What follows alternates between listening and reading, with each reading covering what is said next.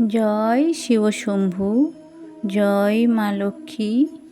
ওম নমো বাসুদেবায় নমঃ।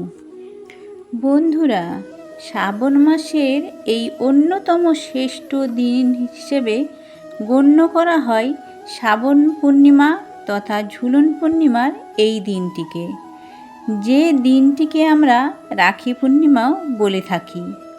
কিন্তু সব থেকে বড় বিষয়, এই পূর্ণিমাকে বলা হয় সৌভাগ্য পূর্ণিমা, যার অর্থ এই পূর্ণিমাতে করা কিছু কাজ স্বাস্থ্যমতে গৃহে সৌভাগ্যে নিয়ে আসে। তাই এই পূর্ণিমার অপর নাম সৌভাগ্য পূর্ণিমা।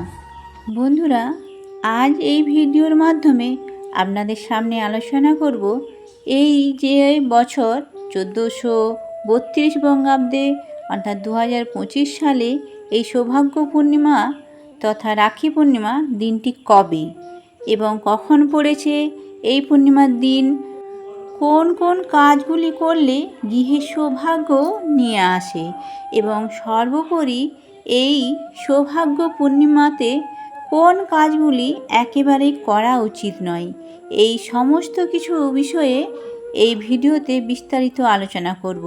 তো বন্ধুরা, নমস্কার বন্ধুরা, পম্পার বাংলা ব্লগ চ্যানেলে আপনাদের সবাইকে জানাই স্বাগতম। ভগবানের কৃপায় আশা করি আপনারা সকলেই ভালো আছেন। আমার যে সকল বন্ধুরা ভিডিওটি ভিজিট করছেন তারা ভিডিওর প্রথমেই একটা লাইক দিয়ে ভিডিওটি দেখা শুরু করবেন। আর আমার সকল বন্ধুদের কাছে অনুরোধ, ভিডিওটি স্কিপ না করে সম্পূর্ণ দেখার জন্য। ভিডিও যদি ভালো লেগে থাকে অবশ্যই কমেন্টে লিখে যাবেন আপনার ইষ্ট দেবতার নাম বা জয় শ্রীহরি। আর যে সকল বন্ধুরা এখনও আমার চ্যানেলটা সাবস্ক্রাইব করেননি তারা প্রত্যেকেই সাবস্ক্রাইব করে আমার সাথে থাকুন। আর নোটিফিকেশান বেল আইকনটি অন করে রাখবেন যাতে আমি ভিডিও দিলেই আপনাদের কাছে প্রথমেই পৌঁছে যায়। তো চলুন বন্ধুরা, আসা যাক মূল আলোচনায়। সবার প্রথমে আপনাদের জানাবো এই বছর এই শ্রাবণী পূর্ণিমা তথা সৌভাগ্য পূর্ণিমা কবে এবং কখন পড়েছে। এই নিয়ে অনেকের মধ্যেই দ্বিধা তৈরি হয়েছে। এই বছর এই পূর্ণিমা অর্থাৎ শ্রাবণী রাখি পূর্ণিমা আগামীকাল শুক্রবার নাকি শনিবার এই দিনটি সম্পূর্ণ হচ্ছে।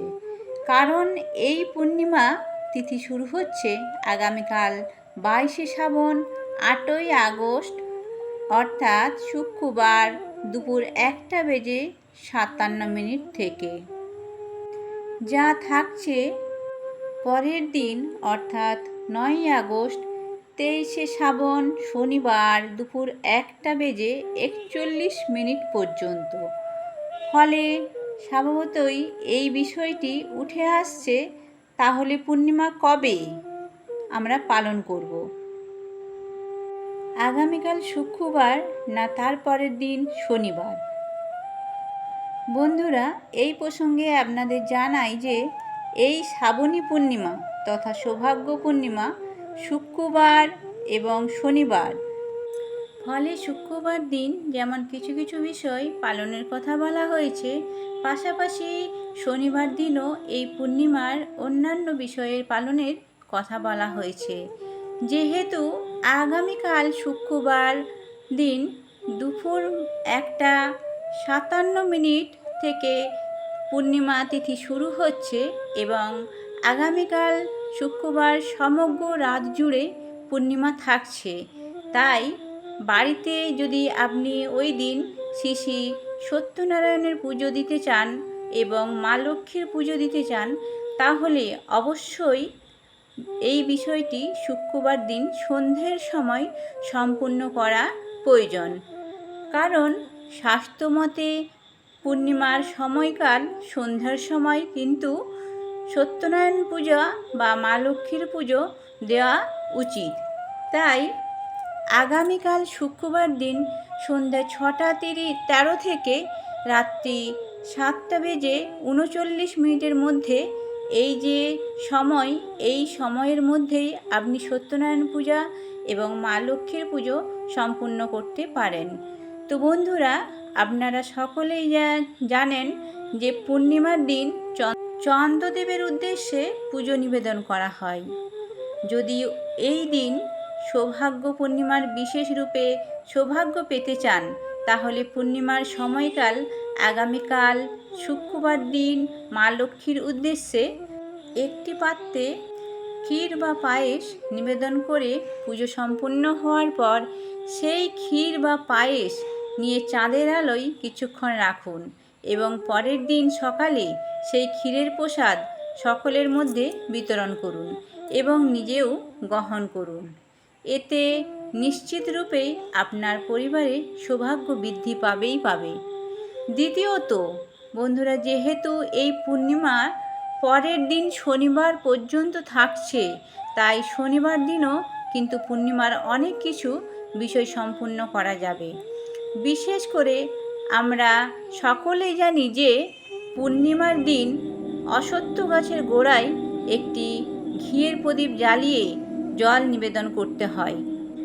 যদি এই কাজটি আপনি পূর্ণিমার সময়কালে করতে পারেন, তাহলে নিশ্চিত রূপেই আপনার পরিবারে আর্থিক সমৃদ্ধি বৃদ্ধি পাবে। পূর্ণিমার সময়কালে বিশেষ করে শনিবার দিন উদয়া তিথির পর অর্থাৎ সূর্যোদয়ের পর যদি আপনি আপনার বাড়ির আশেপাশে যে কোনো একটি অশ্বত্থ গাছের নিচে ঘিয়ের প্রদীপ জ্বালান এবং সেই অশ্বত্থ গাছটি 5 বার প্রদক্ষিণ করে অশ্বত্থ গাছকে সামান্য জল নিবেদন করেন, এতে নিশ্চিত রূপে আপনার আর্থিক সমৃদ্ধি বাড়বে। তৃতীয় কাজটি হচ্ছে বন্ধুরা, এই পূর্ণিমাতে হরিহরের মিলন তিথি হিসেবে গণ্য করা হয়, কারণ এই পূর্ণিমা তিথিতেই শিবলিঙ্গ স্বয়ং শ্রীহরি আবির্ভূত হয়েছিলেন। এই পূর্ণিমার অপর নাম হরিহরের মিলন তিথি। তাই যে কারণেই এই পূর্ণিমার দিন একদিকে যেমন শ্রীকৃষ্ণ তথা শ্রী বিষ্ণুর পুজো সম্পূর্ণ করা হয়, অন্যদিকে অবশ্যই চেষ্টা করুন শিবলিঙ্গে জল অর্পণ করতে। বিশেষ করে শনিবার দিন পূর্ণিমা তিথি ছাড়ার আগে এই কাজটি সম্পূর্ণ করবেন। ওম নমঃ শিবায় এই মন্ত্র উচ্চারণের মাধ্যমে শিবলিঙ্গে অবশ্যই এই পূর্ণিমার দিন জল অর্পণ করুন। এইবার আসব দর্শক বন্ধুরা, এই পূর্ণিমায় ব্রত উপবাস কোন দিন রাখবেন।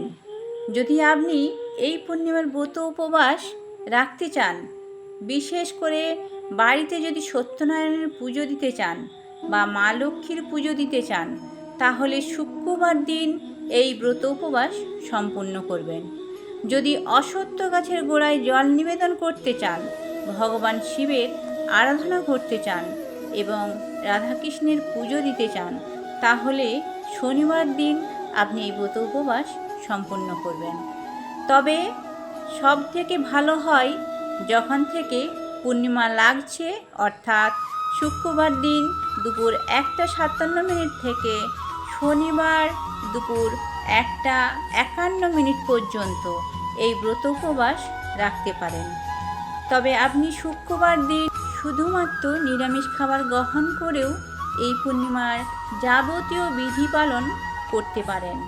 মনে রাখবেন যে পূর্ণিমার সময়কালে যে খাবারগুলি এড়িয়ে যাওয়া প্রয়োজন বা খাওয়া কোনো মতেই উচিত নয়, সেগুলো হলো আমিষ জাতীয় খাবার, যেমন রসুন, পেঁয়াজ, অ্যালকোহল জাতীয় কোনো জিনিসই একেবারেই পূর্ণিমার দিন খাওয়া উচিত নয়। এগুলো থেকে বর্জন করা উচিত। এর পাশাপাশি পূর্ণিমার দিন ঝগড়া, মিথ্যে কথা বলা বা অন্যান্যকে অসম্মান করা থেকে বিরত থাকুন। পূর্ণিমার পবিত্র দিনে চুল, দাড়ি, নখ কাটা একেবারেই উচিত নয়, অর্থাৎ ঘোর কর্ম একবারেই করবেন না। পরনিন্দা, পরচর্চা, হিংসা এবং অন্য কিছু কোনো ধরনের নেতিবাচক চিন্তা থেকে এই দিন অবশ্যই দূরে থাকুন। বন্ধুরা, এই পূর্ণিমা সৌভাগ্য পূর্ণিমার পাশাপাশি ঝুলন পূর্ণিমাও, যে কারণে এই পূর্ণিমার দিন, বিশেষ করে শনিবার দিন, রাধাকৃষ্ণের পুজো করতে ভুলবেন না। বিশেষ করে আপনার বাড়িতে যদি কেউ রাধাকৃষ্ণ সেজে আসে, তাহলে তাকে কখনোই খালি হাতে ফিরিয়ে দেবেন না।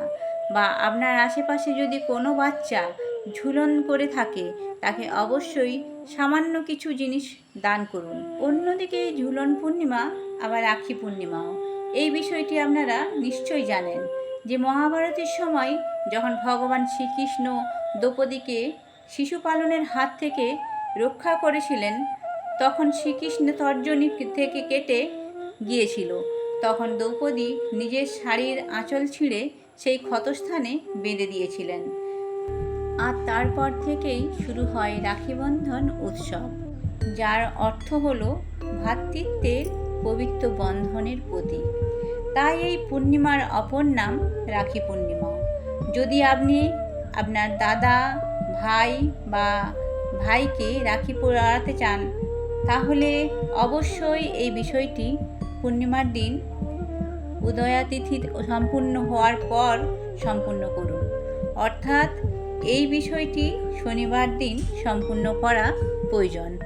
আগামীকাল শুক্রবার দিন পূর্ণিমা তিথি থাকলেও আগামীকাল কিন্তু রাখি পরাতে যাবেন না, কারণ রাখি পূর্ণিমা তিথির যে উভয়া তিথি সেটি সম্পূর্ণ হওয়ার পরই রাখি পরানো যায়। তাই এই উভয়া তিথি সম্পূর্ণ হবে পরের দিন শনিবার, যে কারণে এই বছর রাখি পরানোর জন্য উপযুক্ত সময় হলো শনিবার দিন, আগামী 23শে শ্রাবণ, 9ই আগস্ট।